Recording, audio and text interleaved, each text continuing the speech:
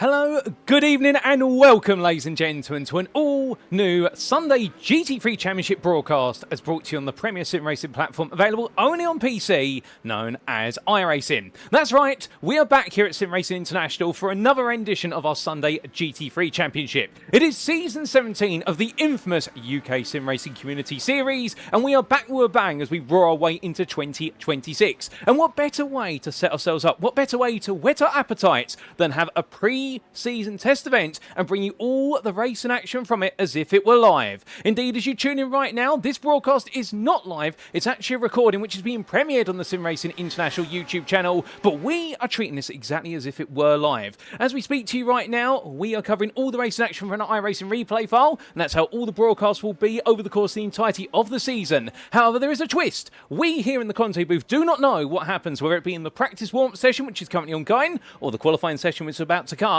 or ultimately the race, the most important part of the structure and each and every evening, and that's why it's as close as possible to the raw live viewing experience for you guys and girls tuning in at home, and that's why we encourage you to tune in and treat this as if it were live for your viewing pleasure. But of course we always ask in that wonderful YouTube chat that if you are tuning in right now and enjoying the premiere and you happen to know what happens over the course of any of the racing this evening, please avoid any potential spoilers for those guys and girls tuning in at home who don't know and want to keep it as close as possible to the raw live viewing experience. But I'm getting ahead of myself. Where are my manners? Welcome to this broadcast of what is our pre-season test event of season 17 of the UK Sim Racing, brought to you by SimRacing International Sunday GT3 Championship for 2026. And goodness me, what a season we've got ahead of ourselves. We open up and raise the curtain slightly, giving you a sneak peek in Australia at a brand new circuit, none other than the Adelaide Street Circuit.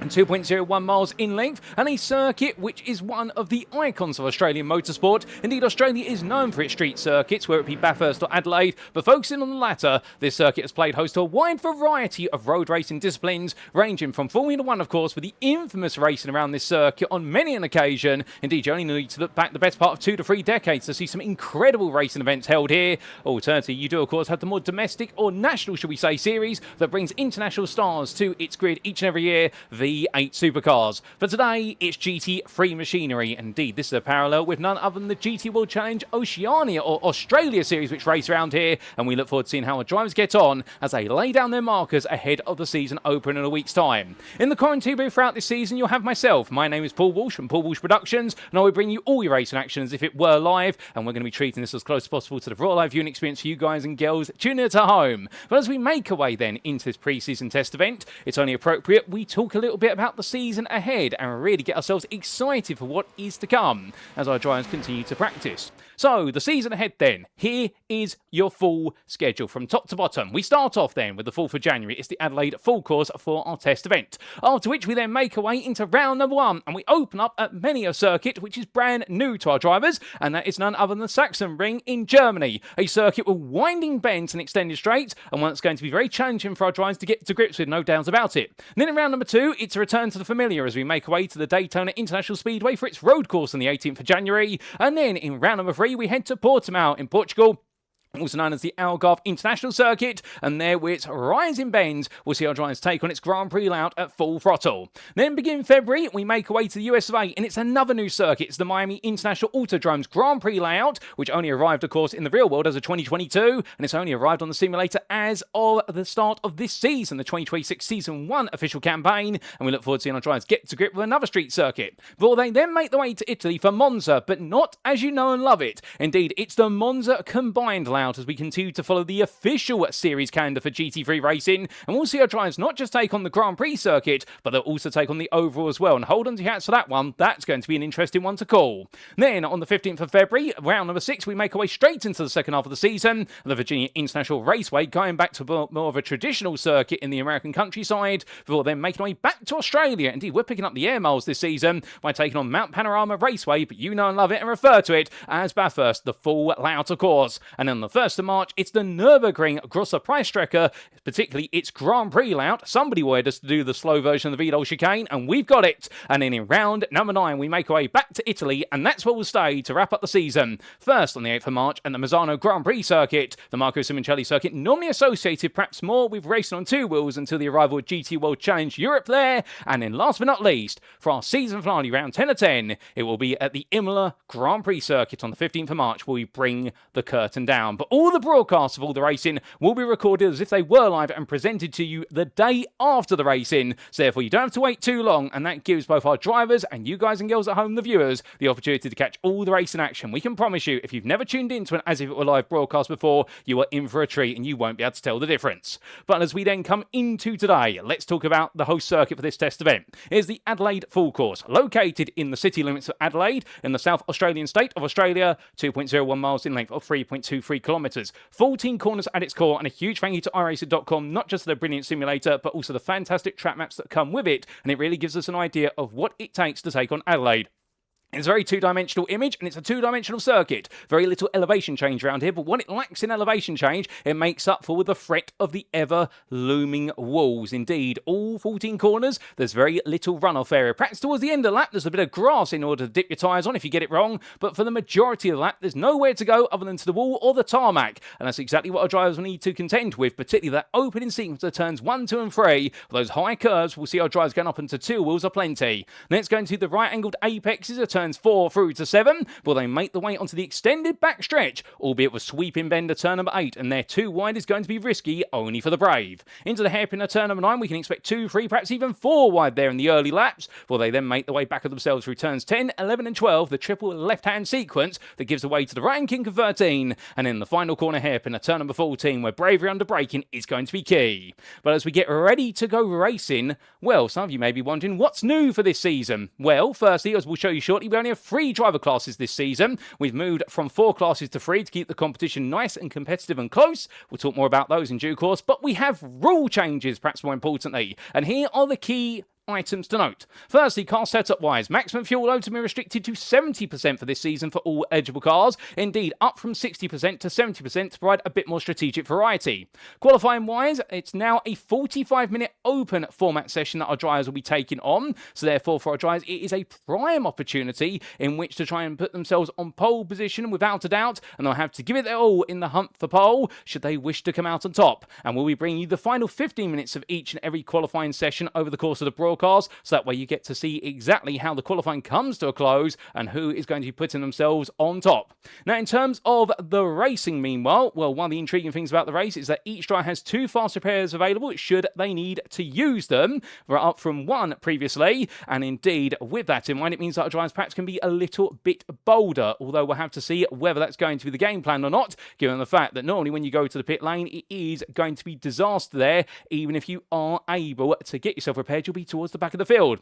Instant point limit wise, it's been set to 18 for the drive-through this season. It's been dropped slightly from 20 to 18, and we now do have the mandatory disqualification from the race if you get to 26. Indeed, that's to try and encourage drivers to be a little bit cleaner. Not that we are saying they weren't clean over the previous seasons, but we are becoming a little bit stricter when it comes to stewarding and also instant points. As for dropped rounds, well, previously it was 2 dropped rounds every season. We've reduced that to 1, and you can only drop a round from between rounds 1 through to 9. That means the season finale is undroppable, and that's going to encourage drivers to make sure they're on the grid throughout the season, because they've got very little room to manoeuvre. Indeed, the stakes could not be higher. And that, ladies and gentlemen, is a summary of our rules and our regulations that have changed. So without further ado, give us approximately 30 seconds, and we will be back for the final 15 minutes of qualifying to see how our drivers got on over the course of what was the extended session and getting to grips with the idea of having plenty of time to get things right, but also having every one of their rivals out on circuit.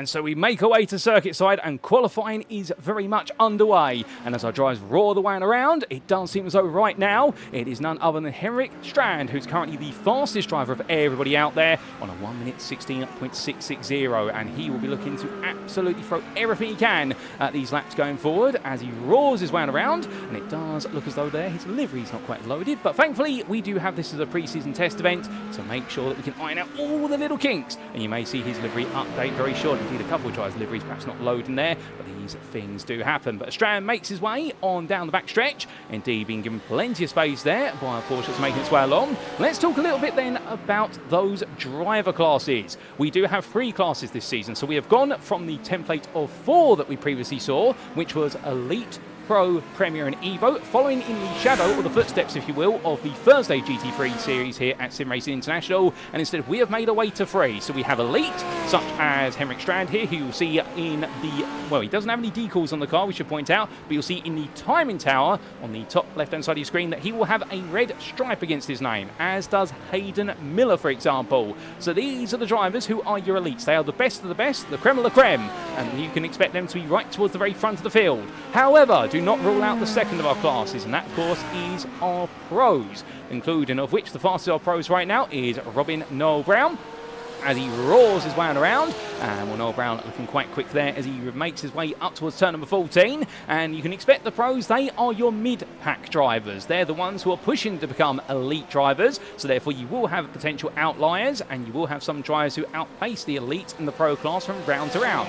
And we're no stranger to seeing that. Many of you may remember, of course, some very big performances in season 16. Perhaps the biggest of them all being none other than a very ferocious driver in the Evo class, who on his day was able to put himself right up there in amongst the pros and the elite, but when it went wrong, it went so horribly wrong, and that was none other than Thomas Weston, you could argue, whereby I believe we are expecting him to be back on the grid as of the season open, unless I'm mistaken. But Thomas Weston definitely was one of those drivers. When he got it right, it all went so well, but when he got it wrong, and hence his Evo status, it went so very wrong, and he was in the championship fight there. How he was not your Evo champion last season. More on that in a little bit.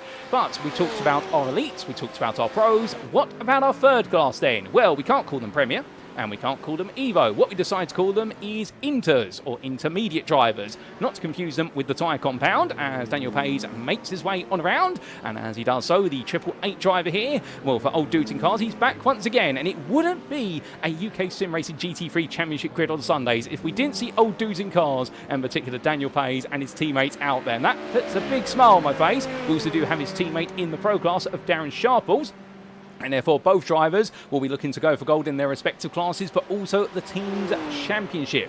Now, with regards to the interclass, of course, keeping in mind where they sit in the standings, Elite and Pro are from top to bottom, and then at the very bottom rung of pace we would expect will be your inter drivers. However, that should only give them more and more encouragement to push harder and harder and try to go for gold, rather than just try to languish at the back of the field, and it is a natural progression. That's one of the wonderful things about these classes, is the idea that the elites, they've got the biggest pressure on them, because they've got to prove themselves to be number one of the entire grid, whereas if you're an inter driver, the idea is you want to gradually improve, you want to beat your inter peers, but one day you want to show yourself so you can be promoted to pro in the subsequent season, and then eventually be promoted to elite. So that's going to be the motivating factor there, and that's what we look forward to seeing, who in our inter and pro classes can shine nice and high. Speaking of one driver who's shining very high in his Corvette Z06 GT3R, that is Hayden Miller there for Freewheeler Racing by Phoenix. As he parks up, he's put together a very good lap there, putting himself second on this grid, only a 10th down on Strand's overall pole time at the moment.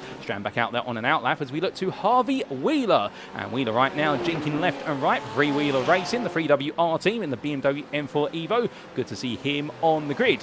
So in terms of our previous champions and who we can expect to see on the grid, keep in mind this is a test event. You are not seeing all 60 of our competitors here today. We have the best part of always 25 of our entrants making their way to Australia. Not many of them wanted to do the air mile straight after New Year's Day. I think many of them were recovering from eating too much, or alternatively a little bit too much of the proverbial alcohol. But those who have been able to make it, well, they have been tested and they are absolutely clean. They are not going to be getting a DUI or a driving under influence order. And as they make the way around, in terms of your previous champions, In Season 16 in the Elite class, it was Richard Simnor from DCW Racing, and I believe Richard Simnor is here. There he is, and he's here to defend his title, of course. He is one of our elite drivers. He's in the Ford Mustang GT3 once again. The story of his previous season was a story where he went toe-to-toe with the American of Joe Nathan, but in the end, the Briton came up top trumps. However, it was not easy. Both drivers for the majority of the season were absolutely equal. In the end, what was the differentiating factor, I hear you ask? The differentiator was in the very last stages of the season, we did see Simnor start to get an upper hand, whereby his Ford Mustang seemed to struggle at the start of the season on strategy, but he managed to iron out the kinks versus the strategic advantage, particularly in the fuel department that Joe Nathan's Ferrari had, and then the circuits towards the end of the season seemed to favour the power of the British V8 versus the more tactical, what was six-cylinder machinery of the Ferrari, and that's how Richard Simnor was able to get the job done. But it was minor margins. It really came down to who in some cases put it on pole in qualifying, and they would normally be no more than a second apart over the race distance, and we had some absolute titanic battles between the two of them, including the circuit to Barcelona, Catalonia, and also Bathurst, just to name two of them. In the Pro class, we have a champion in the form of Krista Halsoy, but is he here today? The answer, sadly, is I don't think he is. We look to other pros instead for old dudes in cars, that is Hendrik Zilka, but Krista Halsoy stole the championship away from Mikey Story by the smallest of margins at Watkins Glen in the season finale. It was a completely unpredictable conclusion to the season, with Story struggling, Halsoy absolutely flying high in his Aston Martin versus Story's BMW M4 Evo, and in the end it was 2 points that Krista Halsoy managed to nab the championship by, and he was over the moon when we interviewed him live on the broadcast coming the end of that season last year. Definitely a race to be remembered and to be watched. It's still available, video on demand here on the SimRacing International YouTube channel if you want to watch it back. It was an incredible conclusion and we couldn't quite believe it, so much so that I'll put my hand up and say in the commentary booth I got it entirely wrong when I said that Mikey Story had won the championship by the tiniest of margins, when in fact it was the other way round. However, going from getting something wrong to getting something right, we look forward, if Krista Halsoy is back on the grid, to seeing here in a week's time, and seeing whether he's going to be reprising the Pro class or whether he's made his way to Elite, because these classes are adjusted from season to season. As for what was the Premier class, that was the third of our four classes, that was won by none other than Samuel Clark. And well, Samuel Clark, in the end, he had an absolutely faultless season and finished every round that mattered in terms of his points haul on the podium. He had the most faultless record of any driver that season, and arguably, I believe in UKSimRacing Championship history, I've gone back through the records, I am not aware of any other driver who has managed to finish every race on the podium in the GT3 Championship, at least not in the last 2 years when I checked through the library, and therefore Samuel Clark set a record with regards to his podium finishes. He made it 9 out of 9 results that mattered in his championship campaign, or in 8 out of 8 we could really say, given the drop scores. And then we come to the Evo class, of course, and Edward Berry was your Evo winner. And well, for Edward Berry, he was truly the fans or the people's champion, having taken part for the first time in an iRacing championship. He had a titanic battle over the course of the season with Simon Hartley, with Jordan Jones, with Thomas Weston, with Joel Loudon and Richard White. All of those drivers all had championship contender rights all the way through the season, but it was Edward Berry in the end who withstood the test of time and brought home the title. And as for the team's title, well, it was Dexterous Motorsports who ran away with it from round 5 onwards and secured the title with a round to spare.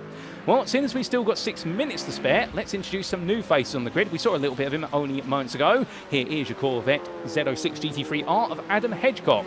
Now, when he's not inside the car, many of you may know this man for, what is it, something a little bit different. Still relating to cars, it is sim racing photography. He is a very competent and established sim racing photographer, and I can definitely say we haven't been paid to say this, ladies and gentlemen. If you are looking for what is a driver out there who knows it all behind the wheel but also knows exactly how to get a good photo of something with 4 wheels, then definitely get in touch with Adam Hedgecock, because he's definitely put together some absolutely brilliant sim racing photography. And I don't like to set up competition between 2 photographers, but of course one of our official photographers for this series is none other than Ryan Walker Sim Racing Photography, or RWS, and I do believe Ryan Walker and Adam Hedgecock, well, they may be rivals in the industry, let's say, but they're also very respectable individuals. I do believe they get along very well as well, so therefore they're always learning from each other. And that's one of the great things about photographers, in the fact taking a photo, anybody can take a photo, but perfecting the art of taking a photo is something that an individual works on over time, but also can work with others to do so. And we're very happy to have Mr. Hedgecock on the grid here,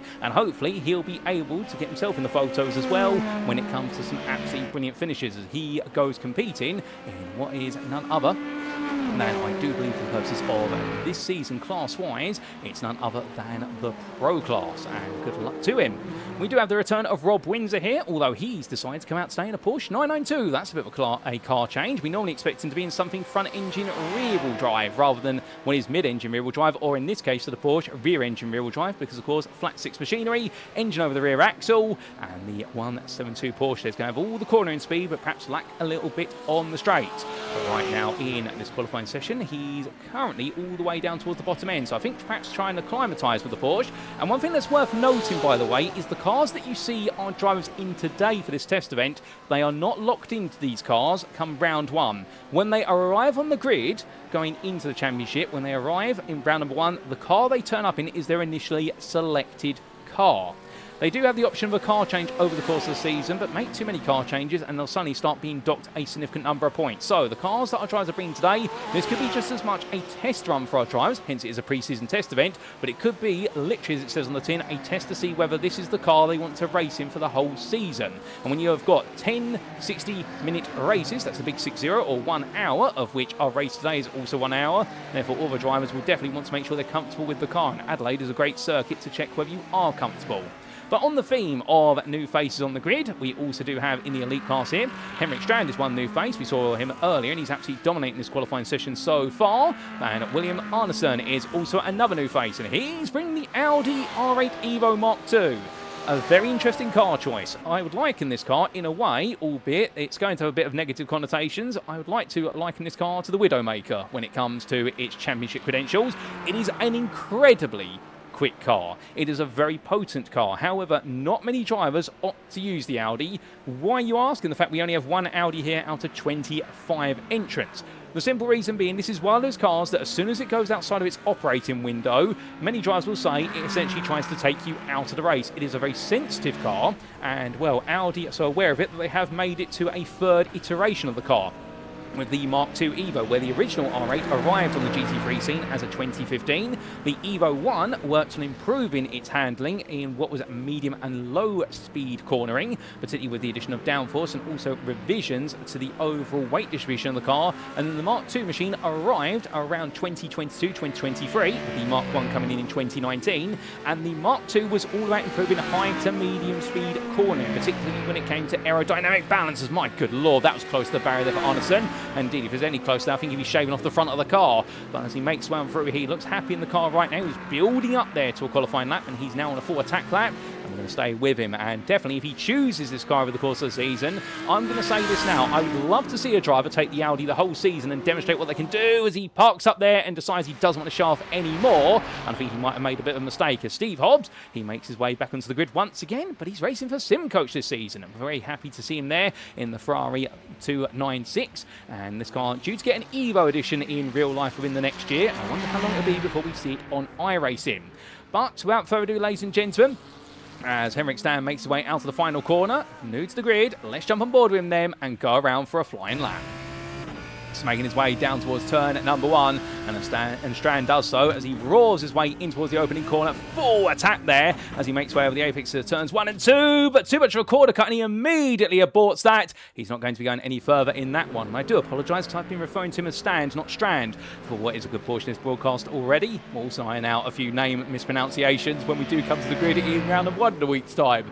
But as Richard Simnor makes his way on through, he's going to be full attack here, and let's jump on board then with the Ford Mustang driver, defending elite champion, as he does take us around for that flying lap.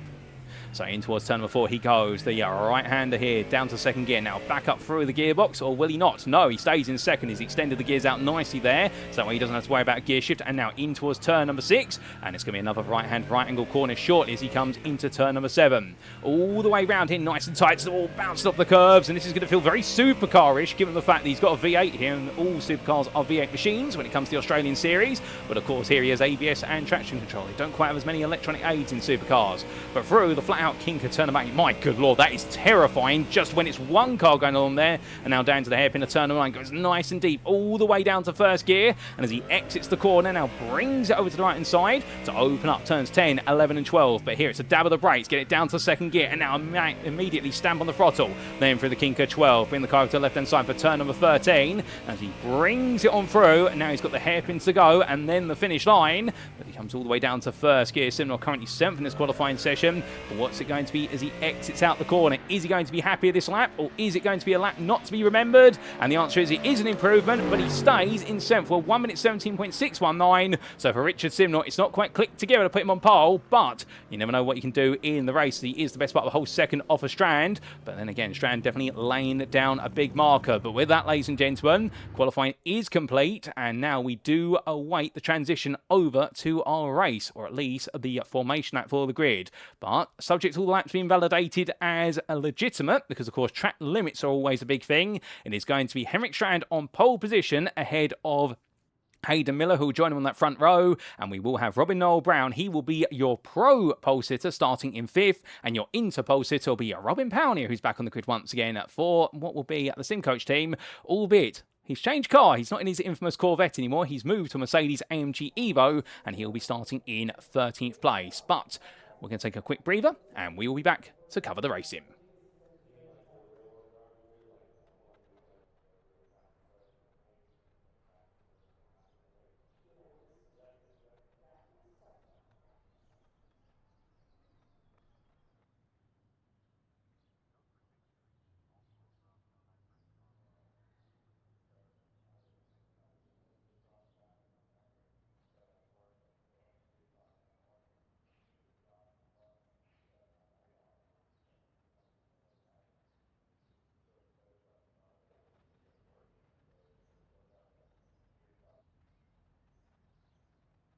Well, we've had a good amount of time to admire the streets of Adelaide, but without further ado, ladies and gentlemen, this is how our drivers line up for the pre-season test event. Well, in fact, no, we've got a warm-up session between now and going into the pre-season race, so therefore we're not quite going to go straight in. This warm-up being gifted to our drivers just to give them a little bit more of an opportunity, getting ahead of ourselves there, but of course, making sure we're ironing out all the kinks here when it comes to the broadcast, as well as giving our drivers plenty of opportunity to make sure they're all set. And well, this 5-minute warm-up is just a bit of a comfort break for our drivers, and it will just ensure that they have enough time to do what they need to do when it comes to things such as, for example, getting the right setup on the car, alternatively making sure that they've dialed everything in. But as Henrik Strand roars his way around right now, we do look to also Max Wheeler a little bit further behind, and Wheeler there, the three-wheeler racing by Phoenix team. Well, the 133 driver here heading onwards.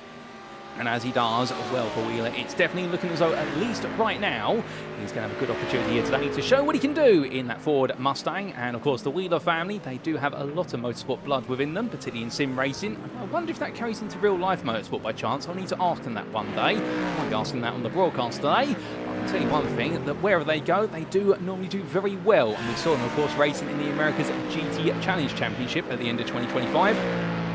And three-wheeler racing, one of the big competitors for the top 5 spots in the team's championship, and also competing for glory in both GTE and the GT3 Drivers' Championships. As we look to some new names on the grid as well, plenty of new blood here, including Alexander Vingmark, as the Norwegian driver makes his way down in towards the turn 9 hairpin. He's decided to go with the Porsche 992 today, and we look forward to seeing what he'll be able to do with it. This Porsche, of course, we talked about it earlier, being a bit more of a cornering car. It can be made to work on the straight quite well. The only limiting factor of this Porsche, of course, being the fact that normally to get all the straight line speed out of it, you have to dial down the amount of downforce it runs. So you have to take quite a bit of rear wing off. The car is quite stable over the rear end by default, given the position of the engine towards the rear. The offset, of course, is the more rear wing you take off, the more reliance you have on the weight distribution of the car, and therefore the more prone the car is to snapping loose on that rear end, where the weight essentially pitches. And Vingmark gives you an example there of what happens when you hit a curb too high. The car pitching very aggressively there to the barrier out of turn number 1, and even with all the rear wing, he's never going to quite avoid that. In terms of setup, as Gilles Leckie, the Canadian driver, which is great to see him on the grid today, Gilles, I do believe that is, although I'm sure he'll correct me if I get it wrong, but he makes his way on around through turn number 7. The art today will be to run quite a lot of downforce, although if you run maximum rear wing, do you lose out on the long back stretch from turn 7 to 9? The answer is yes, you will, but how much wind you take off then in order to give you a bit more straight line speed, because you can see it's only about 10 seconds they spend on that back stretch. Is it long enough in order to mandate that actually you want to trim some wing off? Yes and no. For drivers in the likes of the Ford Mustang, for example, they may see it as an opportunity, because we would expect the more power-focused cars, such as the Mustang, such as the BMW M4, such as also the Mercedes-AMG Evo, they're going to struggle a little bit in the first half of the lap, but if they can make up the delta on the back stretch, they'll be safe from potential overtaking attempts on into turn number 9, but also they'll have the power to catch up very quickly on that straight. And that's the thing about circuits such as Adelaide. On paper, you would immediately go, right, it's most likely a high downforce circuit because of the combination of the corners, plus also the fact you don't have too many long straights. But depending on your car, you might want to actually break away from the norm slightly with regards to your setup, just to give you an advantage that others do not.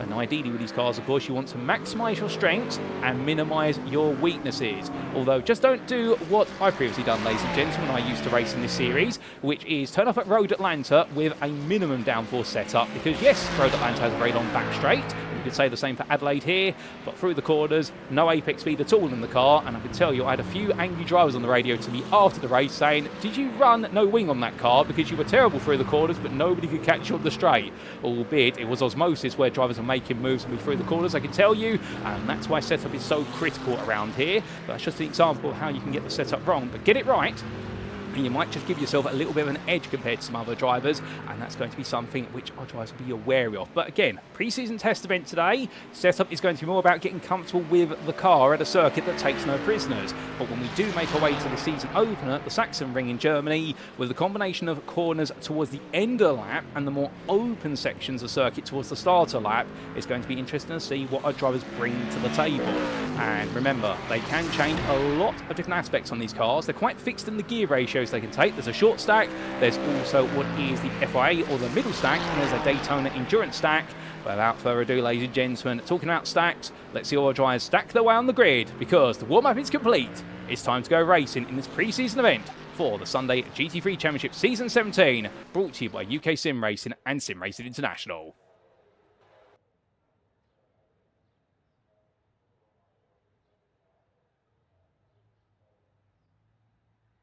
So as our drivers make the way onto the grid, this time, this is how they line up for our season opening test event. It is on pole position, Henrik Strand, who takes pole position for Beta Frost by the best part of a tenth over Phoenix Racing Blue's Hayden Miller. Behind him on row number 2 will be William Arneson for Beta Frost, ahead of Harvey Wheeler for Freewheeler Racing by Phoenix. Then on row number 3, it is going to be your pro pole sitter of, I believe, Robin Noel Brown for GPX SimSport Xenon, ahead of Casper Rotner for Old Dudes in Cars. Starting 7th, it's going to be Richard Simnell, the defending champion, who here today, I think, is here to gauge the competition for DCW Racing, ahead of Freewheeler Racing by Phoenix's Max Wheeler.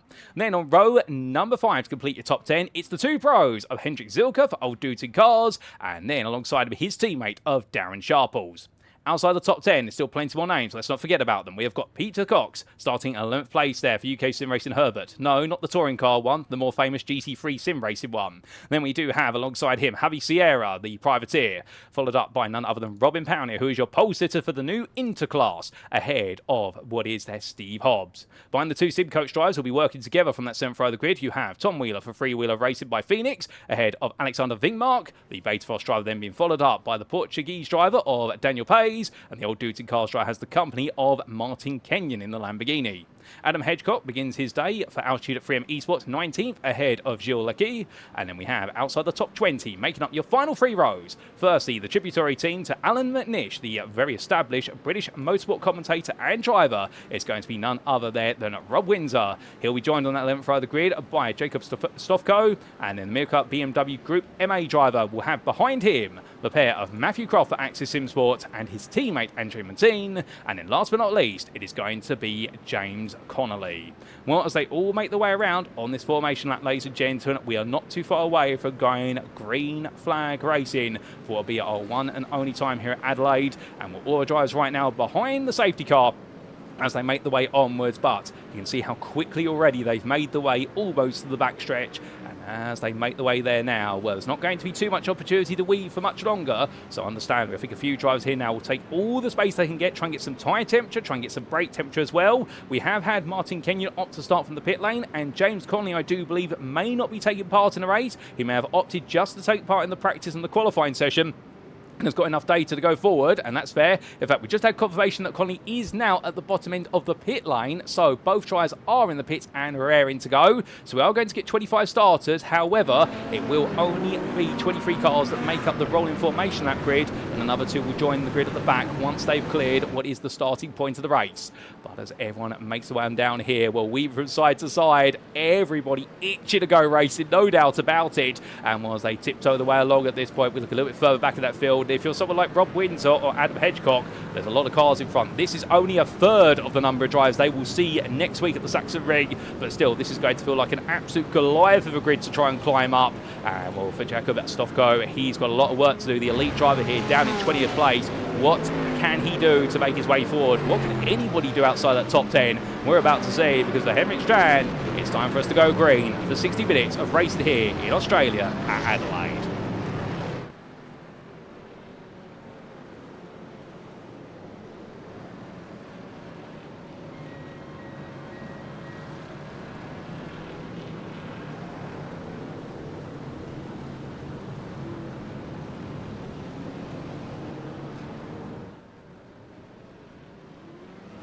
And it's lights out and away we go, ladies and gentlemen. The drivers roar away here in Australia. And as they make the way down towards turn number 1, it is going to be close. It's going to be tight. But in the end, somebody goes right, somebody goes left, and somebody gets involved. The Audi of William Arneson immediately comes loose, does a 360 pirouette, somehow survives it, and in the end, rubs against the wall. But he's still alive. But how long can he hold on out there as the whole field tries to make it around the outside of him? Goodness me, dramatic start there. But how they've all avoided it, and that's credit to William Arneson. Many would have found it beached in the wall, but he's managed to keep it pointing in the right direction. But upwards towards turn 6 and 7 they go. It's been a frantic start for many, and as they come on out, well, right now everyone is nose to tail here, and all the early moves have been made, albeit for Stofko and Daniel Pays. It's not over between these two as they fight hard now in towards turn number 7. But as they exit, it's going to be Stofko in the Mustang who does squeeze ahead. The elite driver already on a charge, and it's absolutely brilliant to see as he makes his way onwards. But what is going to be next between the two of them as they get towards turn number 9? That's going to be the question that's on everybody's mind here as they head on down. But right now it looks like they're going to go defensive, and he'll get it held very nicely as they roar the way onto the back stretch of the circuit. Hayden Miller, meanwhile, he's taken the lead this race. He's made the pass on what was Henrik Strand in towards turn number 9, albeit I can imagine that Strand and Miller right now will try to work together and open a gap to the rest of the field as Harvey Wheeler watches on. So after one lap, it is Hayden Miller who leads ahead of Henrik Strand. Then you have none other than Harvey Wheeler in 3rd. Then it's your pro leader, Robin Noel Brown. He sits in 4th, ahead of Richard Simnor in 5th. Then we have Casper Brotner 6th, ahead of Hendrik Zilka, with Max Wheeler, William Arneson, and Pete Cox completing a top 10. And Arneson now getting himself back to grips after that huge moment at the start of the race, which demoted him down. Darren Sharples is down in 11th, best of the rest. And your leader in the Interclass is still none other than Robin Paunia, as he makes one to lap number 2. And right now the sim coach driver from Sweden, well, it's not the customary Corvette that we're so used to him seeing, but he's making the Mercedes work nicely, and his teammate Steve Hobbs in the Pro Class is right behind him there as rear gunner, which is quite helpful as they now make the way onto the backstretch once again. But as they make the way onwards, they've had some difficulty for other drivers. Martin Kenyon's had a bit of a frustrated start. The privateer in the Lamborghini, well, as he heads on out there in the Yorkshire machine, things have not quite gone the way he's wanted them to so far, but I think he'll be trying to get things together a bit later on. But it's oh my good lord, what on earth has happened there down to turn number 9? There's pieces of car everywhere. Richard Simnor's gone very much around, and something tells me that there's perhaps been 2 or 3 wide and somebody's intersected with somebody on that run. We'll try and get a replay of that when we can, ladies and gentlemen, because that's a nightmare moment for many, and I think there's going to be a few more of those before all is said and done here today. But Richard Simnor drops down, and goodness me, I think a few drivers there may have literally almost swallowed their tongue, as that's going to be Richard Simnor in the end, dive into the inside of Darren Sharples at the last possible moment. I think Richard Simnor there had a bit of a 50-50 moment in his mind, and in the end, what was the head side of the coin flipped in the right direction, and he went for the move. Sharples looks up the inside into turn 1. There's no way through from that far back, and meanwhile in the pit lane is Robin Noel Brown. Was he in the heart of all the madness there? Well, we're going to find out, ladies and gentlemen, because we are going to get a replay which may just be able to explain. But as our drivers head on through, we start off with what happened at the very beginning of the race, and this was the madness for none other than William Arneson as we went green. So as our drivers got underway, it was a good start there from your pole sitter of Henrik Strand, with Hayden Miller in the end beating him to the punch in towards turn 1 on the outside, but the outside's not where you want to be. And then for Arneson here, car came off of the curb at turn 2 and went spinning around, and well done there to Robin Noel Brown for backing off just in time. I think there was a tap, but they survived that. That was absolutely incredible from William Arneson, and also Robin Noel Brown not to turn that into a domino effect incident. And well, for that, I can tell you one thing, this may be a pre-season event, but I think we already have our candidate for the moment of the season, ladies and gentlemen, before we even turn one lap in proper anger. After that, we had this happen for Gilles Lecky on lap number 1 as well. This was your driver heading down towards turn number 13. He did have the Miracle MA Esports behind him, and as the Mustang went up the inside, went a bit too hard, and there was contact between the two of them. Easy mistake to make there, and I believe that was the car of none other than Jakub Stovko who made the contact, and unfortunately Gilles Lecky was the one who came off the worst of the two. We had this for Andrew Montine only moments later on lap number 2, coming in towards turn number 7. What went wrong for him as he made his way out the corner? And the answer is, got the power down the McLaren, and the McLaren said no. But then we had an even bigger incident here, and that's what we caught the tail end of. We catch the tail end of it again. Can we get it a little bit earlier, perhaps, this one? I think we might be able to. Bear with us, ladies and gentlemen. This was Simnor, head on down, battling side by side with the 1-1-1 of Robin Noel Brown. 2 into turn number 8, doesn't normally go. He looked around the outside, a tiny taps are here. Both cars snap loose as a result of that contact, and at those speeds, that would have been an excess of 150 miles an hour, and that's what happened. And how everyone else threaded the needle to avoid that, well, you answer that, ladies and gentlemen, because that's testament to what everyone was able to do to avoid all the madness. And then we had this only moments ago on lap number 3. This was Henrik Strand behind Hayden Miller at the time, and as he made his way out of the corner there, coming from turn number 4 into 5, to the apex. Oh my goodness, went too far into the corner. Oh, and that was a mistake for Strand, and Harvey Wheeler almost ended up going with him, and then his teammate Arneson did, and that's a disaster between them. And in the end, even more problems there as everyone's come around the corner, blindsided by yellow flags they can't see, and then subsequently Henrik Strand's car coming to a stop, but not the way we wanted it to go as we return to your racing. Well, goodness me, ladies and gentlemen, what a nightmare string of moments there for several drivers, but we are back racing, and in only 5 minutes of the race, we have already seen plenty there to make a highlight reel out of this one, but we've got more fight to come as this is Sharples versus Pownyer. Pownyer there trying to look around the outside as Sharples trying to make haste here with the damage on his car. However, understandably, I think the pace will be falling away from that Mustang, as well as perhaps some cornering difficulties, because it does look as though the front of the car's been put through a compactor, and that will be where he made the contact and Henrik Strand when his car was stricken on the exit of turn number 5. But as they make the way in the drag race, well, Pownyer right now, this is going to be very straightforward here for Pownyer. Normally, we would not expect the Mercedes just to walk past the Mustang, but in this instance, it is able to, as that's a big run of the break in there from Matthew Croft in it's the Sim Coach machine from Axis Sim Sports, and well, the Mercedes driver there in the white, red and black livery, I thought he was going to go for the 2-for-1 special there, trying to take on both Hobbs and Sharples. In the end, he got Steve Hobbs, and Hobbs right now has to wait his turn as he tucks it behind, and we jump on board here with Steve Hobbs. So as the Sim Coach driver makes his way now in towards turn number 14, what can he do in this long run of cars? Well, the answer is he's going to take his time and work a little bit more out of this as the battle for 11th place overall continues to rage on. The bigger question might be, where does he sit in the class standings? And here we are with regards to your class positions and how everybody sits together, the elite pros and inters. And right now for Steve Hobbs, it is 5th place in pro as he makes his way now into turn number 4, and he won't be able to make any haste here. He's going to have to just wait and see what is going to come next. But the answer to that is I think he's got to wait for the opportunities in front of him, because what we can see is that right now Hobbs in these corners, well, the Ferrari doesn't quite have the speed that he would like, but the Ferrari's a bit of an interesting when it comes to its gear, and it's one of those cars which has a lot more top speed than it's given credit for, but it needs a slipstream to do it. But it also means through the corners, whilst it is mid-engine rear-wheel drive, and naturally it should be a quick car, it actually does struggle a little bit in low speed corners because the gearing is wound out quite a bit. But as he makes one to the straight, you can see they're picking up the speed off the back of Darren Sharples, who's got no straight line speed due to damage on his Mustang, and it's Ford versus Ferrari under braking here into the hairpin, and Darren Sharples is still fighting. Hobbs is still fighting with Sharples, to be fair to him. He's not just going to roll over and step out of the way of this one. He's fighting for position. He wants to hold on here. He's got a car that can survive to the pit lane, albeit with a 70% fuel load. I wonder how much further he needs to go before he can make his way into the pits. That's going to be something that is on his mind, and he'll be hoping for that one as he now makes his way out of turn number 14. But all these drivers right now definitely delivering an intriguing race as they head on to another lap. He's proving to be a very challenging one here for Darren Sharples, knowing he's got so much damage on the car. Let's come back to what is your interclass meanwhile.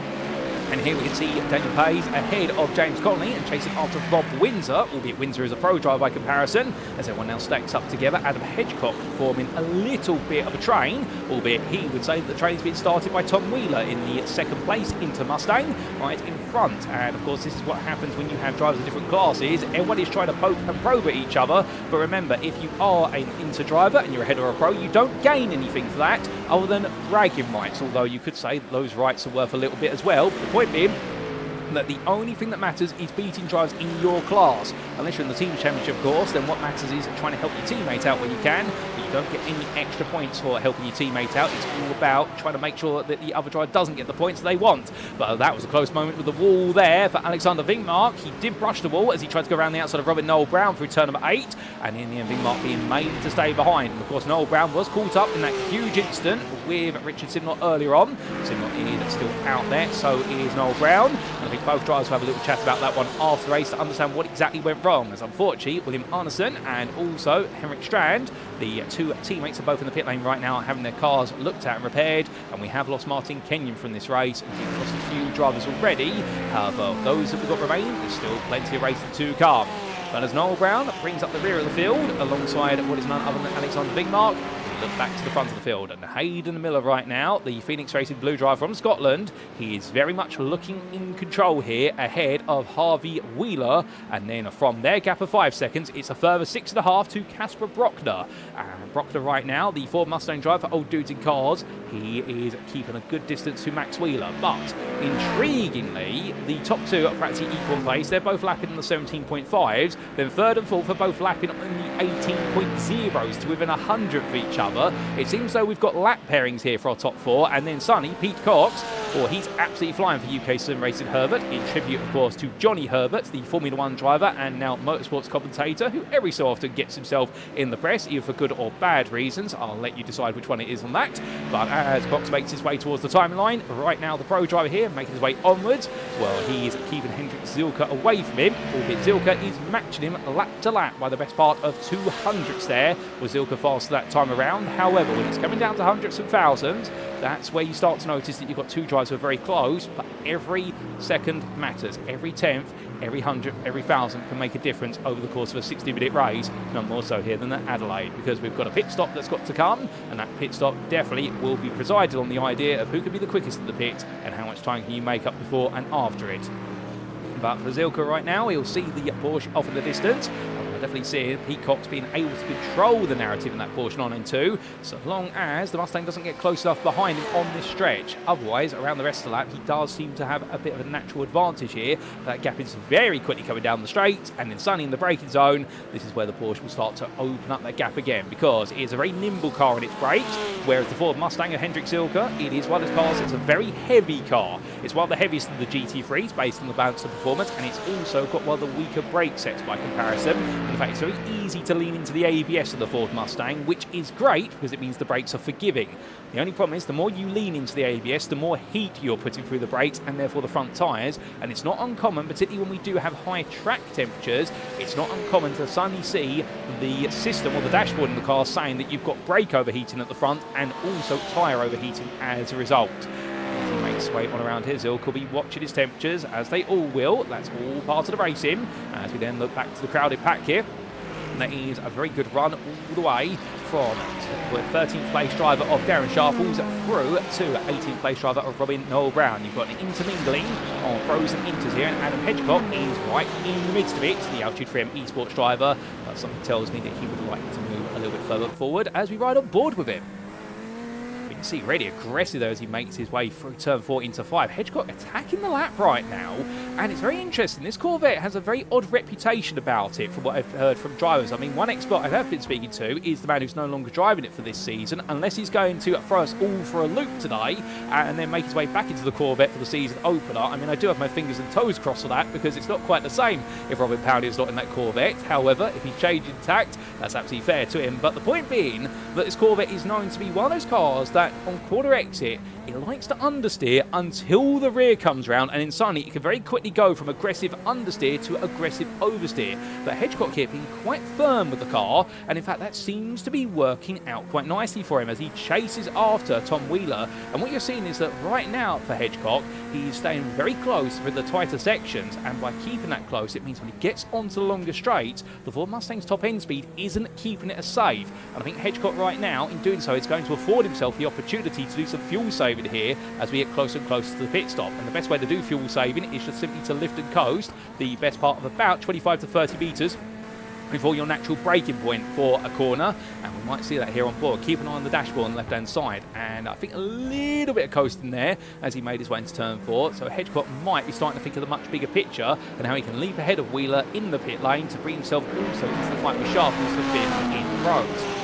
Daniel Payne and Robin Noel Brown, they're all queued up behind it. It's a long line of cars. It's all different manufacturers as well, which is wonderful to see. We do have the best part, I do believe, of 11 eligible GT3s, of which you are seeing on the grid here today, or have seen. Some have retired.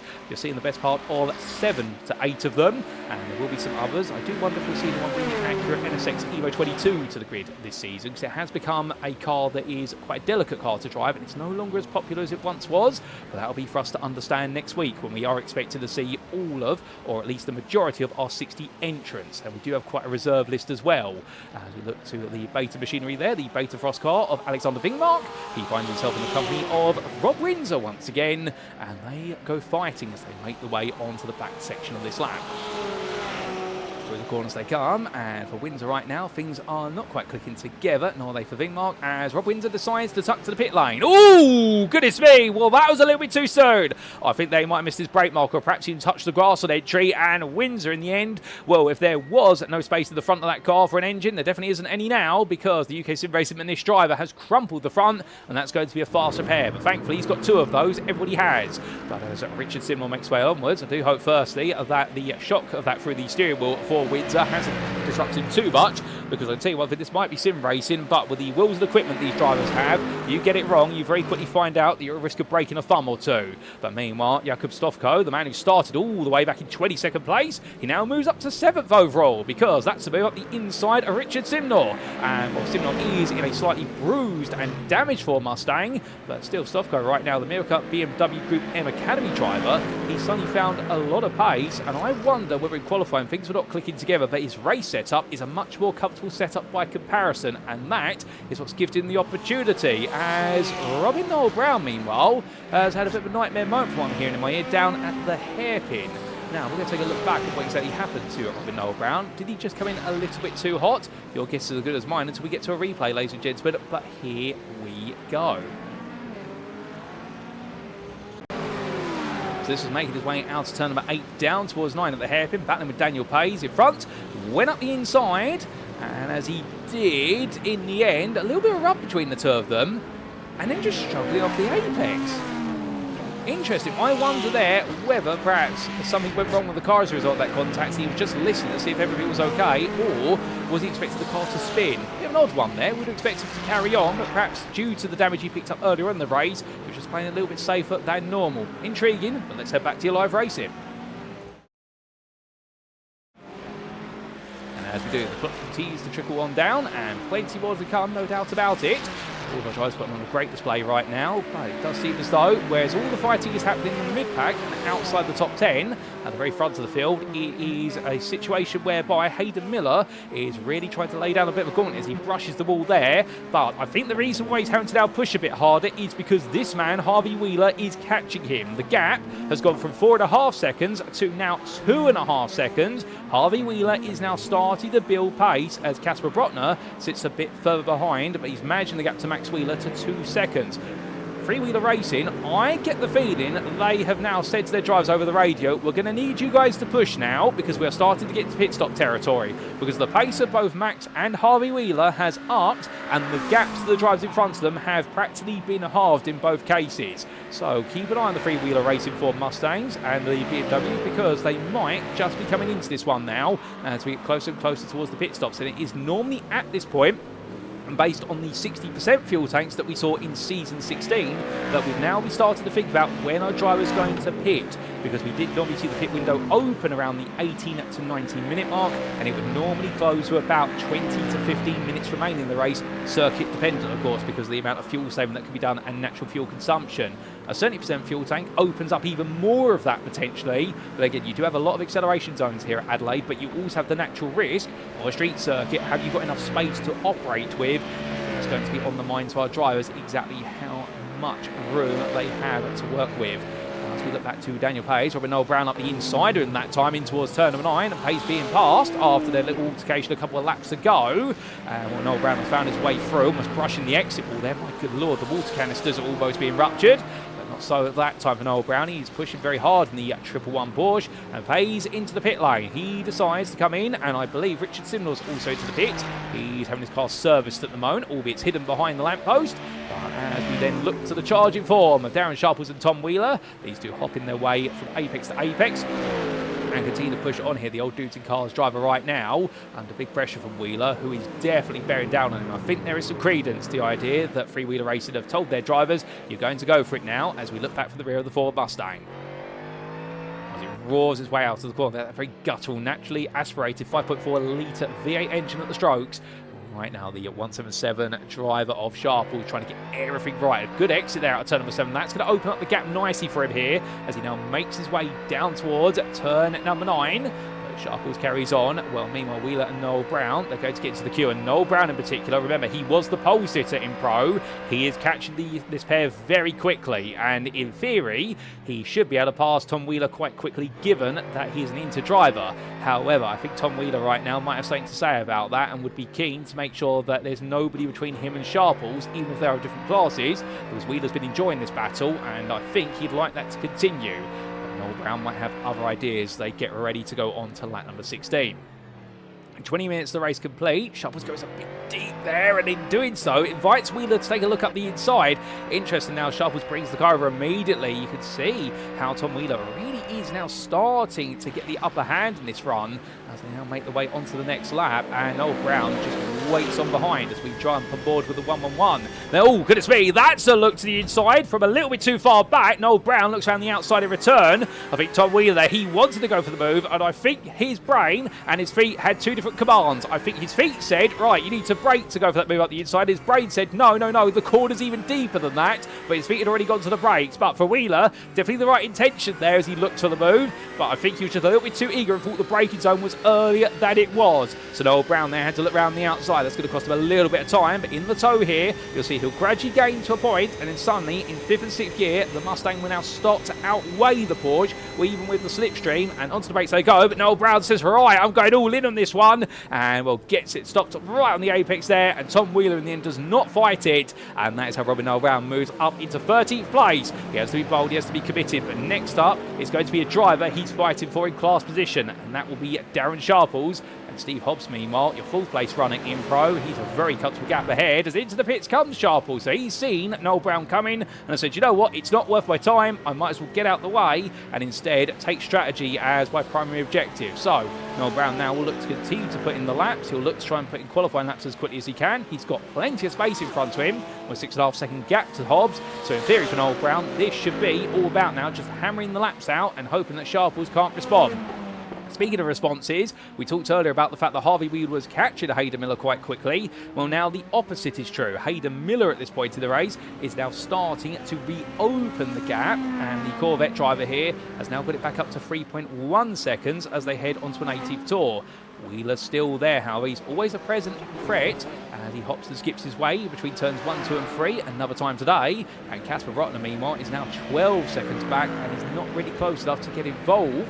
but I think understandably, from his perspective, this is all about holding on to third in a Ford Mustang that's got some damage on the front. Speaking of some damage, we've got a damaged race for Richard Simnor, so it's gone very wrong for him. We're going to get a replay of that shortly as he's had to tow to the pit. Also noting there on camera the fact that Casper Rottner's front left brake disc is glowing red hot, and something tells me that he might have hammered the brakes a bit too much earlier on. They are going to get hot. They naturally do glow, the carbon ceramic discs, when they push upwards to the best part of 500 degrees centigrade. However, seeing them glow that hot this early on, we do have quite a hot track temperature today.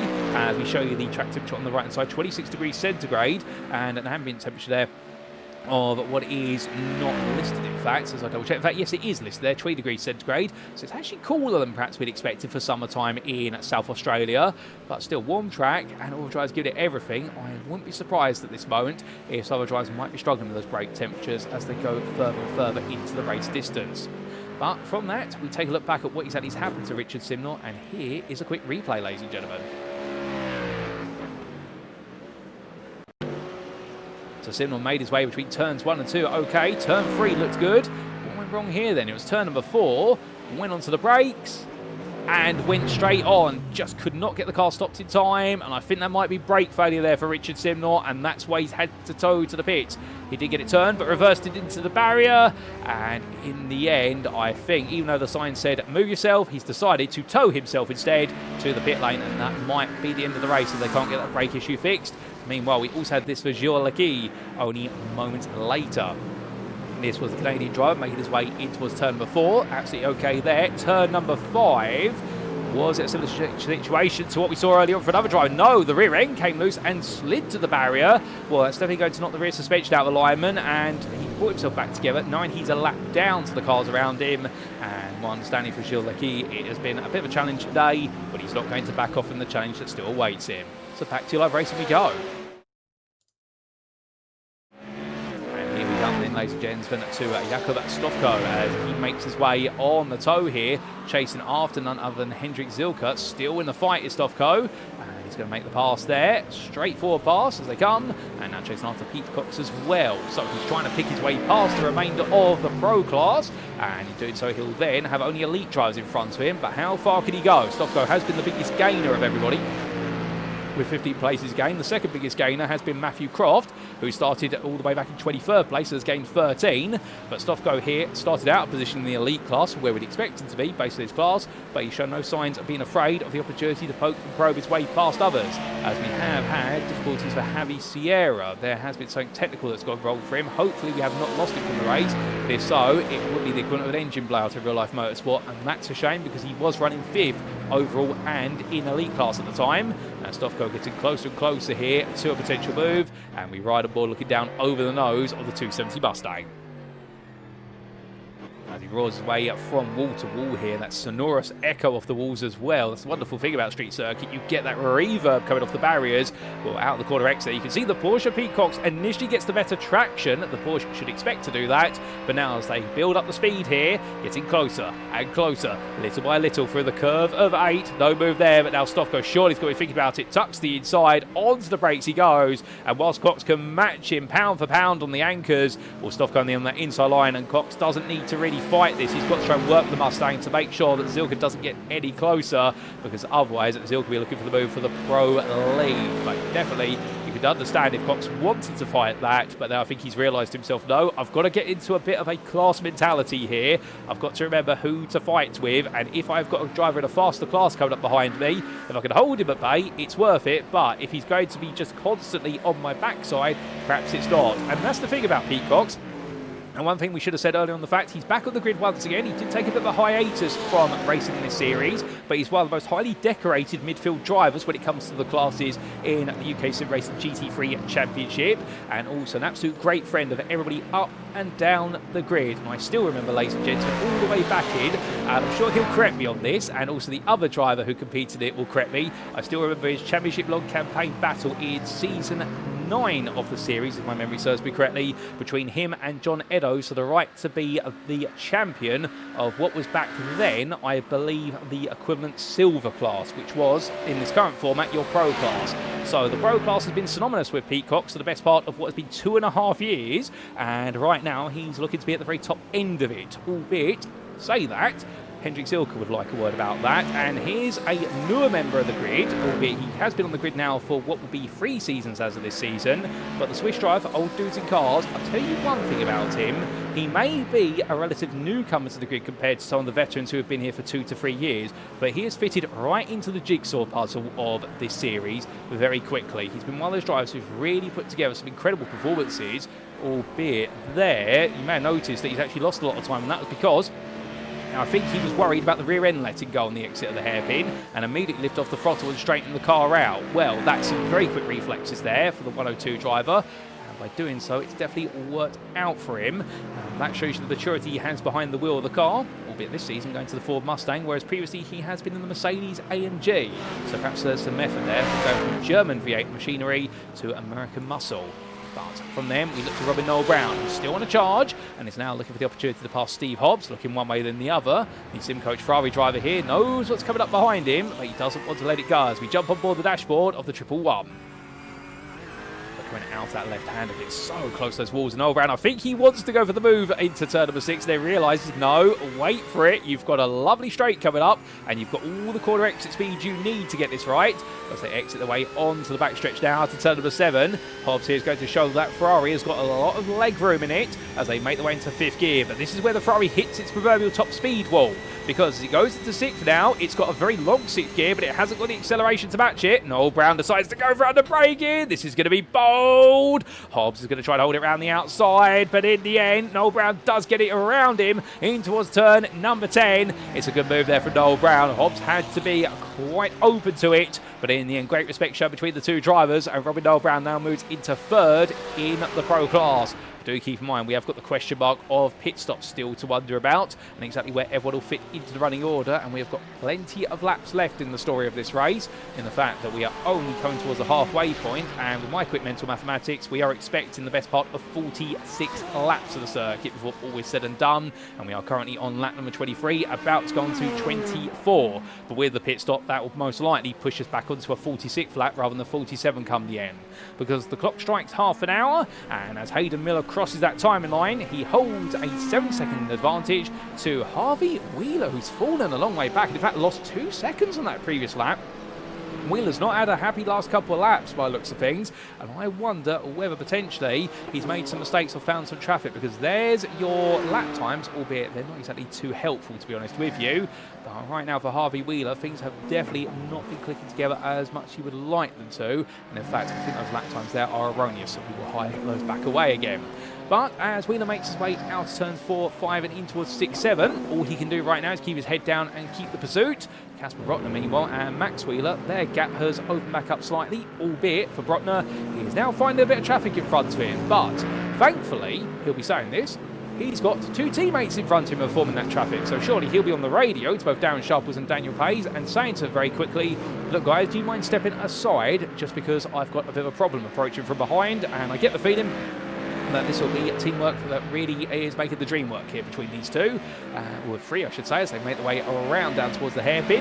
However, understanding Brotner needs to get a bit closer here, because in any series such as this, hosted by SimRacing International, blue flags are not your blue flags that you normally see in, say, Formula 1, whereby the driver who has the blue flag waved is expected just to simply get off the throttle and get out the way. Instead, the idea is under blue flags, they are a warning to the driver who is being shown the blue flag, the driver who is about to go a lap down, that there is a faster car approaching, it is on the lead lap or a lap ahead of you, therefore be ready to help facilitate the pass. What that means in reality is that you can still hold the race in line, but as soon as the driver on the lead lap goes for the move to pass you, you are not to fight them, you are to make it as easy as possible for them to come on through.